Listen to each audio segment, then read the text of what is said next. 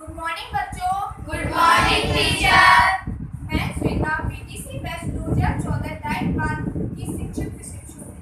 मुझे 4th semester की internship के लिए पूर्व माध्यमिक विद्यालय टाइप 5 मौका मिला है, जिसके अंतर्गत मुझे एक वीडियो लेसन बनाना है, जिसमें मेरा टॉपिक है बीजगणितीय व्यंजक, जो कि क्लास 6 के गणित विषय से संबंधित है। बेटा आपको कंकर दिख रहे हैं? हाँ। ये कितने हैं? 1, ये कितने हैं? 3 और ये कितने हैं? 5। पता नहीं, क्योंकि हमने इन्हें गिना नहीं। तो ये कैसी संख्या हुई? अज्ञात संख्या है। तो अज्ञात संख्या के स्थान पर जिन अक्षरों का प्रयोग किया जाता है उन्हें बोलते हैं बीज। तो बीज कौन कौन से होते हैं? जैसे मान लेते हैं हम A B C X Y Z, ऐसे जो कोई भी अक्षर होते हैं उन्हें हम बीज बोलते हैं।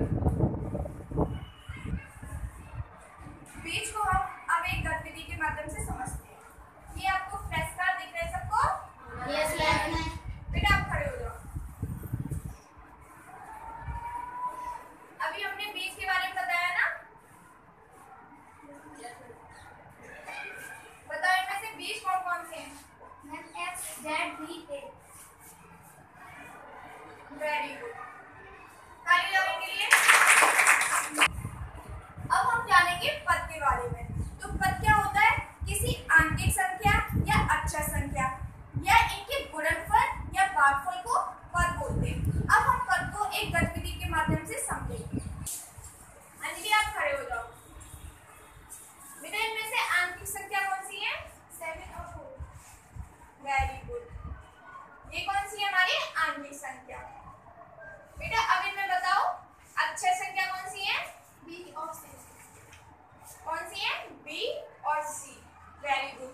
अब हम इनके गुणनफल यानी इन दोनों का गुणा करके बनाएंगे। तो 4 और बी, ठीक है? 4 क्या है? आंशिक संख्या और बी क्या है? अक्षर संख्या। हम इन दोनों का गुणा करेंगे तो इनका गुणनफल आएगा 4b। ऐसे ही हम कुछ और संख्याओं का गुणा करेंगे तो उनका गुणनफल आ सकता है, जैसे 2x 7b। ऐसे ही हम और संख्या देखते हैं, जैसे कि 7 और c। 7 क्या है? आंशिक संख्या और c क्या है? अक्षर संख्या। तो अब हम इनका भाग करते हैं, तो जैसे 7/c रख सकते हैं हम और c/7 रख सकते हैं। ये इनका भागफल आएगा। ऐसे ही हमने कुछ और संख्याओं का भागफल किया तो जैसे आया अक्षर आंशिक संख्या का, जैसे 3/a और 4/b।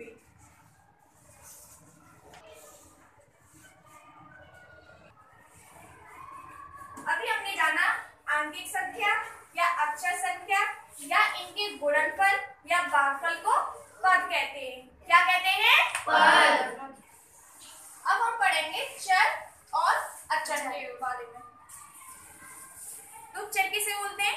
ऐसी अक्षर संख्याएं जिनका संख्यात्मक मान विभिन्न परिस्थितियों में बदलता रहता है उन्हें हम चर संख्या बोलते हैं, और जिनका मान नहीं बदलता उन्हें हम अचर संख्या बोलते हैं। अब हम इसे एक गतिविधि के माध्यम से समझेंगे।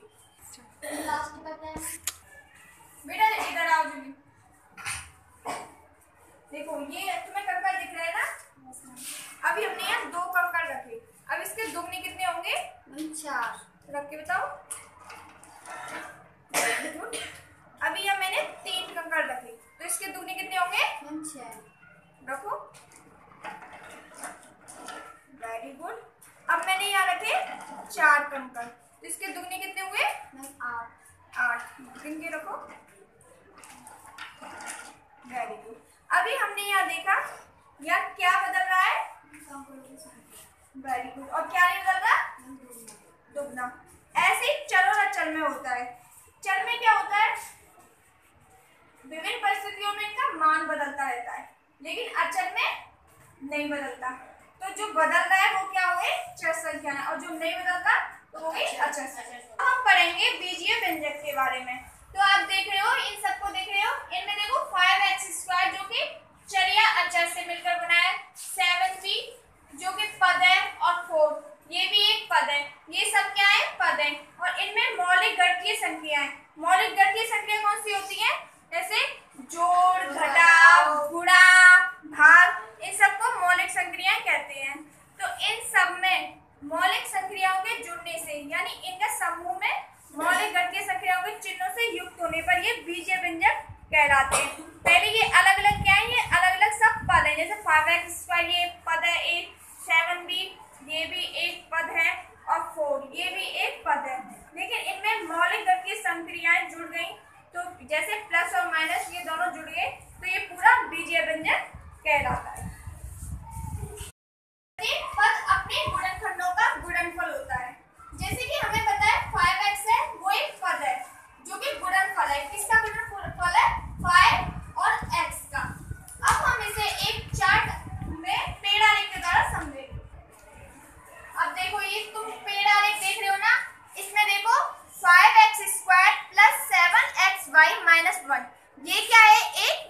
व्यंजक है जिसमें पद है 5x² 1 और 7xy।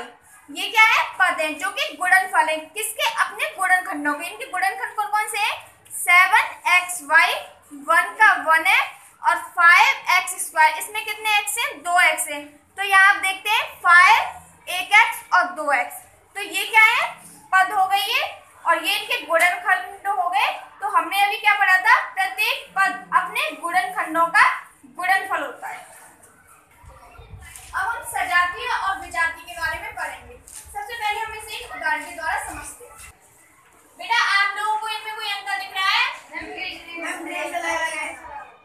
हाँ, इनकी ड्रेस अलग अलग है, लेकिन हम देखें इन तीनों को देखें केवल, तो ये एक सी ड्रेस के हैं और इन दोनों को देखें तो ये एक सी ड्रेस के हैं, यानी एक जैसे। तो ये सजातीय हुए, इधर ये सजातीय हुए, लेकिन हम इनके साथ इसको जोड़ते हैं तो यानी ये इस ड्रेस में अलग दिख रही है, तो यानी विजातीय हो गई। लेकिन हम इन दोनों के साथ इन्हें जोड़ें तो ये इनके साथ विजातीय हो गई।